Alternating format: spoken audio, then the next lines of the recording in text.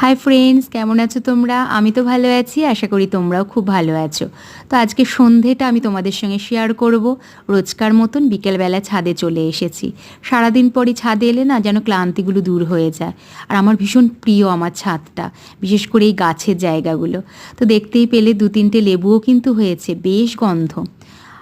খুব একটা বড় হয় না, ছোটই, কিন্তু খুব সুন্দর গন্ধ, জানো তো, গন্ধরাজ লেবু। তো এবার ফ্রেশ হয়ে নিলাম, ফ্রেশ হয়ে তারপরে সন্ধে পুজো দেবো। বাবার আমি যেহেতু দুজনে আছি, 2 কাপ চাই বানাবো। তারপরে ভাবছি একটু এডিটিংটাও করে রাখবো। এই টাইমে না ছেলে পড়তে যায়, একটু ফ্রি টাইম পাই, কারণ আসার পর তো আবার ওকে পড়তে বসানো থাকে, টিফিন করা থাকে, রাতে রান্না থাকে। তো এই টাইমটা যেহেতু ফ্রি থাকি, একটু ফোনটাও একটু ঘাটাঘাটি করলাম, আর ওখানে এডিটিংটাও করা হয়ে গেল। তো যাই হোক, একটু চা খেতে খেতে সেটাই করি আর কি। তো এতক্ষণে অফিস থেকেও চলে এসছে, আসার সময় আইসক্রিম নিয়ে এসেছিলো, বললো ডিনারের পর আইসক্রিম খাবো। যে হারে গরম পড়েছে ওই জন্য ডিপ ফ্রিজে রেখে দিলাম।